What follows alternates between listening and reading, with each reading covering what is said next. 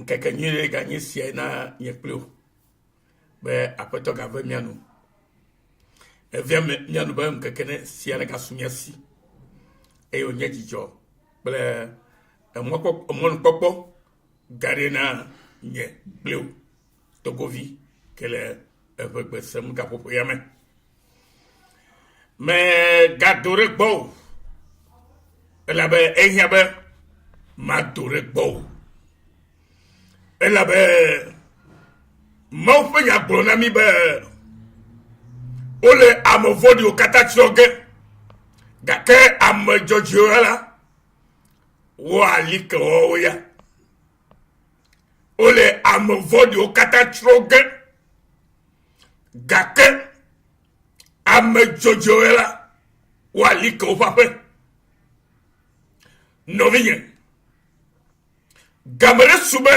ewo kele nkonye sim kenye egbesi kecho mogbono la ejebe na sende gome leftebe ya ele vivire na nyekliu sike gome nyebe abe amenela ejebe na se wo amenyenye gome na se wo amegbeto fe nyenye gome gome amegbeto fe nyenye gome masela irewe amegerola ogale voli nyenye mebliba sike gome nyebe voli wo ejoachi na wo vombo be yatro amavodio gake amojocho ya papela alike novinye medibe ma biose beli ame jojode la pome eta egbepe etanyal kokona libela miakple apome miakple apome tope de popo apome tope de popo ehia devimto eyo hia be na segome be edo la kpogo nyire be okla pola ni kpodede Joshua pas gbale etabla vo enekuku ya tome bena moi et ma famille ou moi et ma maison nous servirons l'Éternel. Eh ben que miakple nye ape ya miasubo ape to mawo alo mavo o mawo no vinye o hakple ape ode mi wo enume kukuya alo mi wo décision alo tchakluta bena ye o ple wa ape miasubo mawo va fama maha elabe maula eto anunciando comme cho amerikaji amaveji amatoji ayo kekena tadiji o kenye muchu de sro eye eji viole mi akple sro ple viole mi kpode dia mi trozi amejojo la peme ya apoto di be nyama chupo ela be nyebe mi toto gome cho mi ape pome alo mi ape pome eye evi esrokerede ye kpogbobe ye tokple ye soa yo kpodede yo troza majojola ejebe mio ha ba fianu eye mi na be mi avioa one se gome be mauva otorena mi okata bena amesia mena kpo dede eye wa nyabe après katane kwa leta mi avio nyonu yo muchi yo le keke mile la pemo ejebe de popo la sumi okatasi ne togo menenela akeketa ewa ho edu akata meno vo egbela enu yo mele ne ma eyeta emile yo ya wona no view be bia ya beli de wo tokple wa pe ale okpo de maha nu ya gblɔ Yesu agblɔ be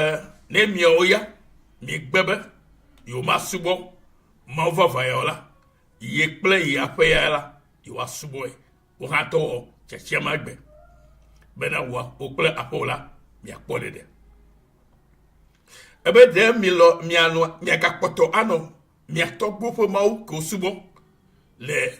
akpamago dzi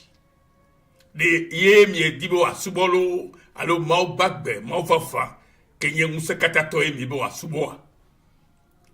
enya ya nɔvinye eya be wòtɔna ɖo ŋuti ɖe ɖokuiwo elabe Mawu le ame vɔ̃ɖiwo katã tsrɔ̃ ge ke ame dzɔdzɔewo ya ƒe le keli ge haleluya eye ame dzɔdzɔewo ne woatrɔ ame vɔ̃ɖiwo la ame dzɔdzɔewo le akpɔteƒe eya ta ye Biblia dzi be esi ke wole Paulo kple Silas de gakpɔ me la eveva me be wole hadzi le gakpɔa me elabe enya be ame dzɔdzɔewo wonye edzi le wo dzɔm wonya dɔ ke wɔm wole eye le woƒe hadzidzi me la agboa nye kpo anyigba ƒuƒu agboa nye kpo ye agboa ʋu na wo eye sia do dzikatsoƒo gã ɖe ne agbonudzɔla eye be o aƒetɔwo miawo mi le de prison hã gale mi todo ewɔ nukunu ne ale gbegbe eye be leke ya wɔ azɔ eye Paulo kple Sila woto ne bena xɔ aƒetɔ Yesu Kristo dzi se ne wo kple aƒewo la miakpɔ ɖeɖe haleluya Paulo kple Sila wogblɔ nɛ bena xɔ aƒetɔ Yesu Kristo dzi se eye miakple aƒewo metɔwo miakpɔ ɖeɖe nɔvinye aƒewo metɔwo ke miaku mi le aƒe me ɖe mikpɔ ɖeɖea mikpɔ xɔxɔa mikpɔ vovoa eyae le veve ɖe medi be mato no gaƒoƒo ya me elabe nenye be mete kpɔe leke o la enye nu si ke dze be natrɔ ɖe ŋuti nakpɔe kaba elabe eŋua le keke zãdodoa enuwoa wole emo dom ɖa eye miatɔ kpɔ dzesisiawo xoxo anya be aƒetɔ ƒe keke la ele aƒetum eya ta ame sia ame ɖo la trɔ ɖe aƒetɔ ŋuti kaba haleluya ame sia ame la trɔ ɖe aƒetɔ ŋuti kaba na ɖeɖe kpɔkpɔ ele veve ɖe na mi eya ta nɔviyewo medi be miase gɔme eye miate ŋu atrɔ elabe enu siwo le dzi yim gbe la enye enu fitifiti siwo le xexea me titɔ le ŋuti eya ta ye mele kuɖo dzi na be nanya be game ɖe ke me mi le fifia alo eyi si ke me mi le la eyi be ame sia ame natrɔ ɖe Mawu gbagbe la ŋuti elabe Mawu be le ame vɔ̃ɖiwo gble ge yeagble wo ke wo hã le ame vɔ̃ɖiwo dome loo alo mele wo dome ma hã yenye enya si ke eɖo la nya amen ame kawo nye ame vɔ̃ɖiwo ame kawo nye ame vɔ̃ɖiwo ame kawo ayɔ be ame vɔ̃ɖiwo ame siwo wɔa nu vɔ̃ɖia yɔyɔ be ame vɔ̃ɖiwo eye ame kawo wɔa nu vɔ̃ɖi ɖe nu kawo wɔna o ame siwo wogbe dzɔdzɔnyenye eye wotsi akplikpa be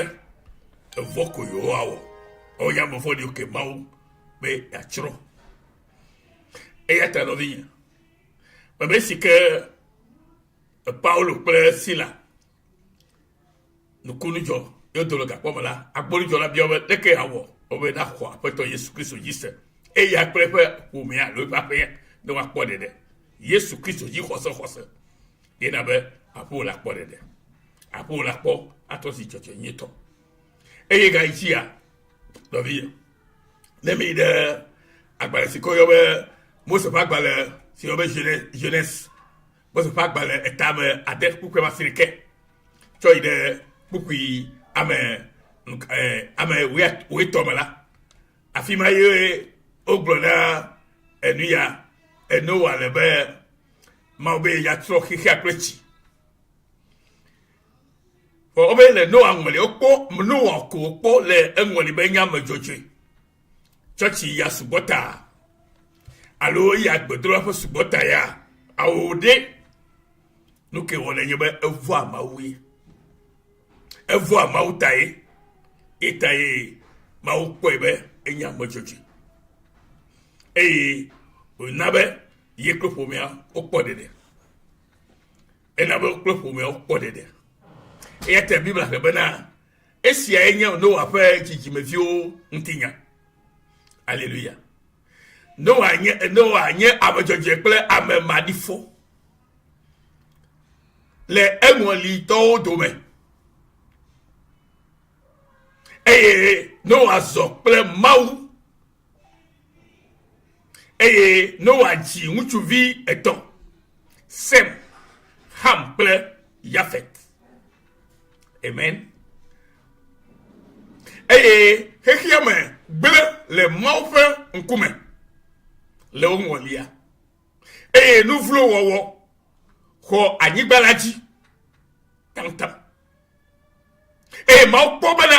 xexia me gble keŋkeŋ elabena amegbetɔwoa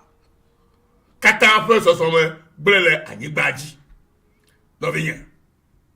Mawu kpɔ be amegbetɔ katã ƒe nɔnɔme kple agbenɔnɔa egble le anyigba dzi. Nɔvinyewo, ele nya sema eya ta ye Mawu tsia kplikpa be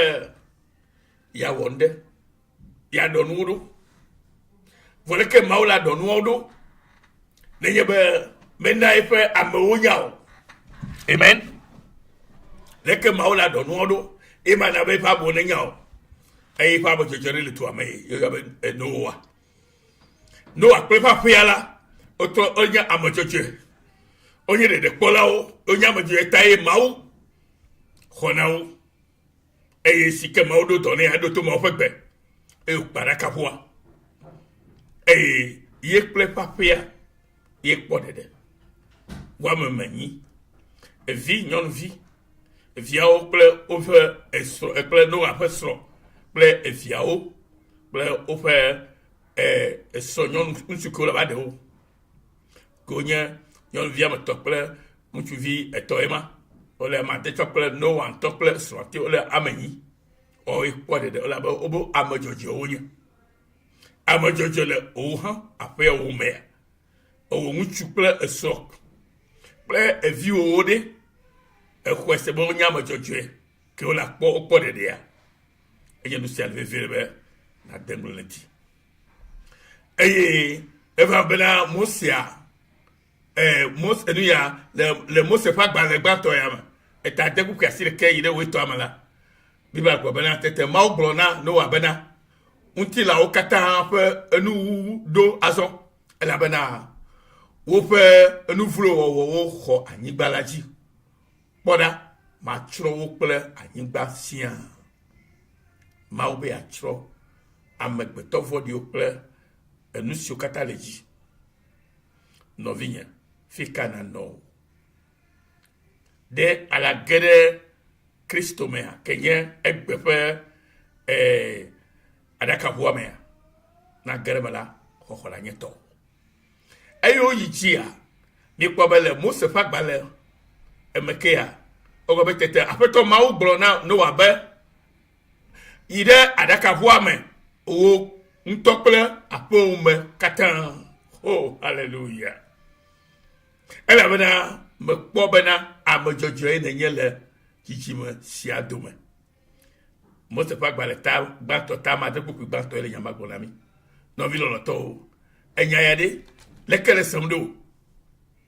leke le nya sem ɖo, ele sem be Mawu le nu ƒo ne tsia to mea eya ta ele be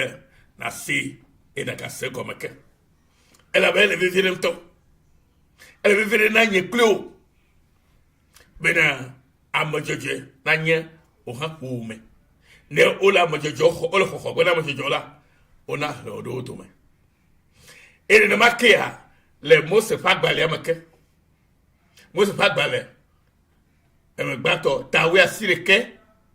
kpukpu 9 kpukpu 9 me egblɔ be leke o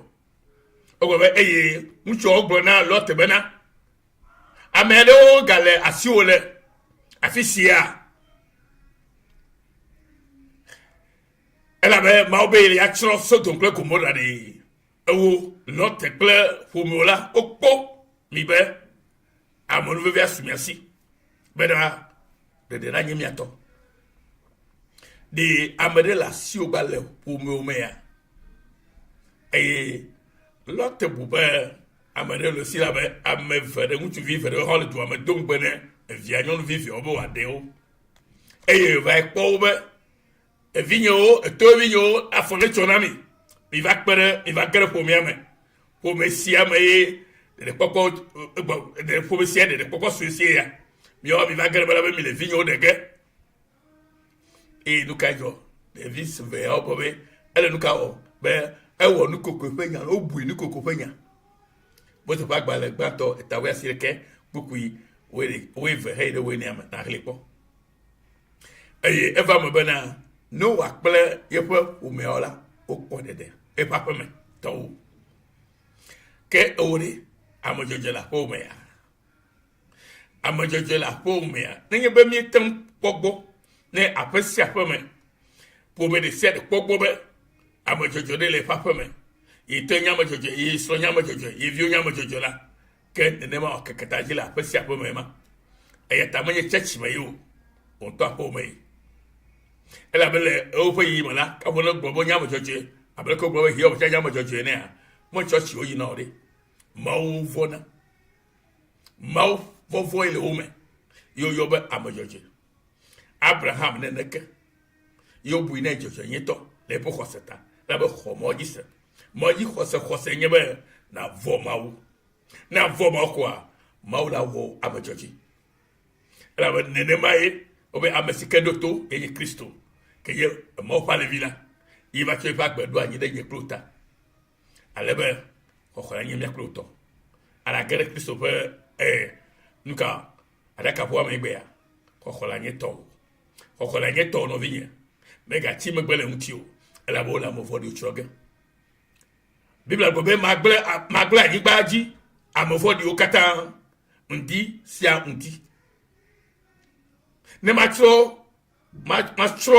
enu vodi wolao kata dale mau va vala pe apome no vinye pusamo ala farika de ka pokui ame enyile nyama gbonami fika ne lo no vinye mau dibe wo ha na kpodede menye na yi de chachio la be chachio bela otrozi business